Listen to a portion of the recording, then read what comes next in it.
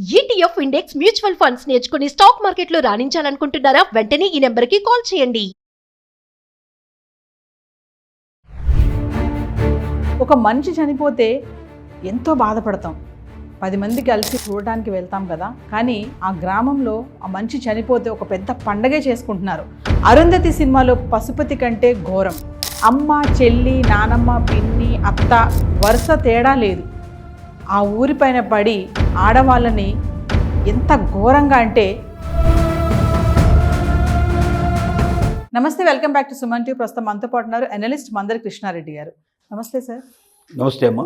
Sir, Warangal Jangaon డిస్టిక్లో ఒక గ్రామంలో అసలు అంటే ఒక వ్యక్తి చనిపోతే ఊరే కూడా కదిలొస్తుంది చూడ్డానికి అని, కొంచెం బాధ ఉంటుంది కదా. కానీ ఆ ఊర్లో ఆ వ్యక్తి చనిపోతే ఒక పండగలాగా, ఒక దీపావళి లాగా వాళ్ళు సెలబ్రేట్ చేసుకుంటున్నారు.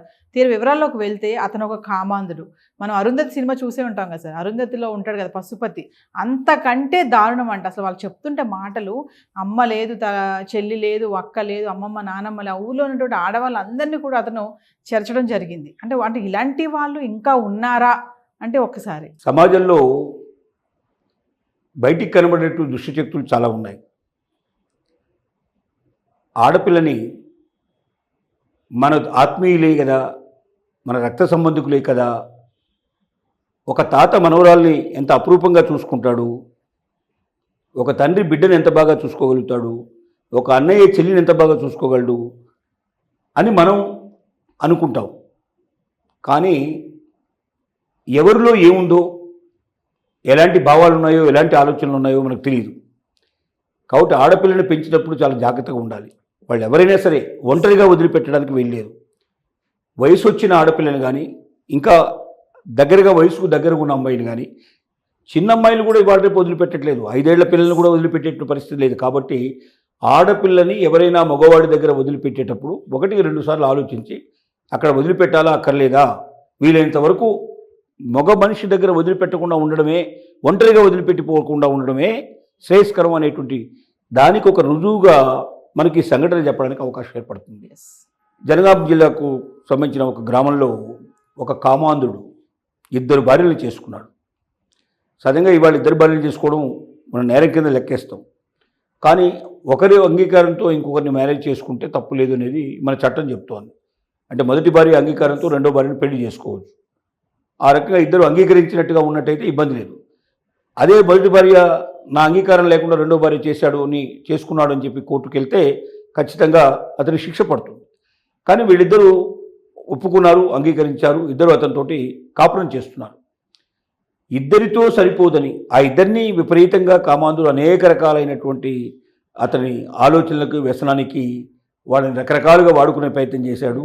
వాటిల్లో వాళ్ళు ఒక రకంగా విసిగిపోయారు, వేసారిపోయారు. చాలాసార్లు భరించలేక చాలా బాధపడ్డారు, ఏడ్చారు, మొత్తుకున్నారు. కానీ వినేవాడు ఎవరు లేరు. బయటికి చెప్పుకుంటే పరువు మర్యాదలు పోతాయని వాళ్ళు బయటికి చెప్పకుండా వాళ్ళలో వాళ్ళే దాచుకున్నారు. సమయం కోసం వేచి చూస్తున్నారు. ఈ లోపల వాడు చేసిన పని ఏమిటంటే, ఆ ఊళ్ళో వరుసకు అయ్యేటువంటి వాళ్ళు, తల్లి వరుస, చెల్లి వరుస, అలాగే మేనత్త, చివరికి నానమ్మ వరుస అయ్యేటువంటి వాళ్ళని కూడా, అంటే అంత ఏజ్ వాళ్ళని కూడా వదిలిపెట్టకుండా ఒకరి తర్వాత ఒకరిని అతను అనుభవించాడు, చేర్చాడు.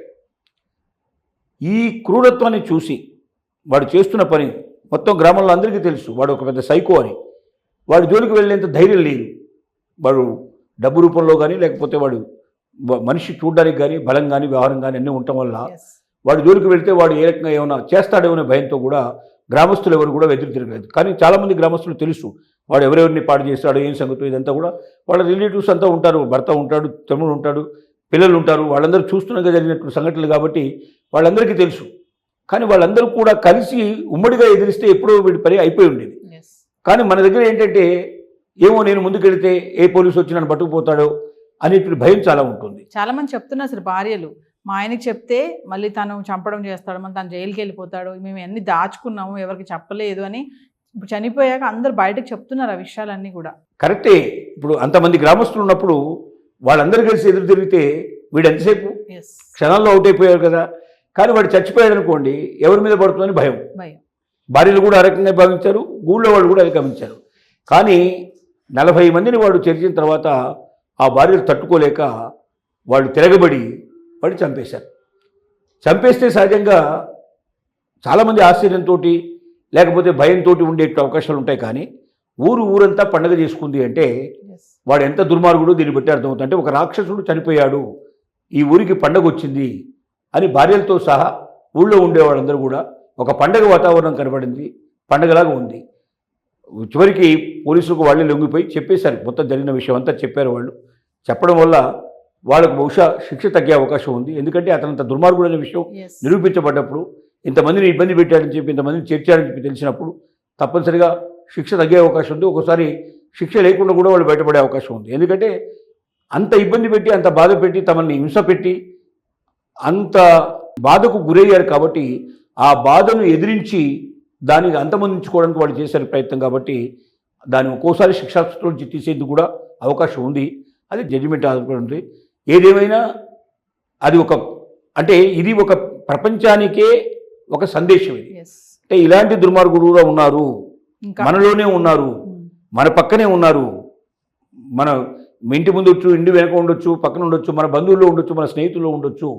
ఎవరు ఏమిటో సంపూర్ణంగా తెలియకుండా మన బిడ్డల్ని కానీ మన ఆడపడుచుల్ని కానీ అలాంటి వాళ్ళ దగ్గర ఒంటరిగా ఉండనీయకూడదు, వాళ్ళకి అవకాశం కల్పించకూడదు. వీలైనంత వరకు ప్రతి మనిషిని గురించి క్షుణ్ణంగా తెలుసుకున్న తర్వాతనే అలాంటి పరిస్థితులు ఉండాలి. అసలు అలా తెలుసుకున్న కేసులు కూడా మనం కొన్ని చూస్తున్నాం. ఇద్దరు స్నేహితులు ఉన్నారు, ఒక స్నేహితుడి భార్య ఉంది, వాడింటో ఈ స్నేహితుడు ఉంటున్నాడు, వీడు ఉద్యోగానికి వెళ్ళిపోతాడు. వాళ్ళిద్దరూ కలుసుకొని కొన్నాళ్ళైన తర్వాత వాళ్ళిద్దరూ సపరేట్గా వెళ్ళిపోవడం కూడా, వాళ్ళిద్దరి మధ్య శారీరక సంబంధాలు ఏర్పడడం కూడా మనం చూస్తున్నాం. అంటే ఒంటరిగా ఉన్న ఇద్దరు వ్యక్తుల మధ్యలో టైం దొరికి ఇవాళ ఉన్న పరిస్థితుల లోపల వాళ్ళకి కమ్యూనికేషన్ కూడా పెరగడం వల్ల, ముఖ్యంగా సోషల్ మీడియా రావడం వల్ల, ఎక్కడున్నా కూడా ఒకరికొకరు మాట్లాడుకోవడానికి అవకాశాలు ఏర్పడటం వల్ల ఆ రకమైన ఆ ఇద్దరు కలిసి ఉండేటువంటి సమయాన్ని మనం ఎంత ఎక్కువ ఇస్తే అంత ఎక్కువగా ఆలోచనలకి పురిగొలిపే పరిస్థితులు ఏర్పడుతున్నాయి. అంటే ఒక మర్యాద కానీ, ఒక ప్రేమ కానీ, ఒక భయం కానీ ఇలాంటివి లేవు. ఎందుకంటే పెద్దవాళ్ళు లేరు. పెద్దవాళ్ళు ఇళ్లలో ఉంటే ఆ భయం ఉండే అవకాశం ఉంది. అలా ఎవరైనా ఉన్నా కూడా వాళ్ళని ఎక్కడ కూర్చోబెడతారు, వాళ్ళకి మధ్యలో ఎంత డిస్టెన్స్ ఉండాలో వాళ్ళు ఉంచుతారు. కానీ అసలు పెద్దవాళ్ళనే మనం బయటకు పంపించేసి ఓన్లీ సింగిల్ ఫ్యామిలీస్ ఉండడం ఎప్పుడైతే అలవాటు చేసుకుంటున్నామో ఇలాంటి అనర్థాలన్నీ జరుగుతున్నాయి.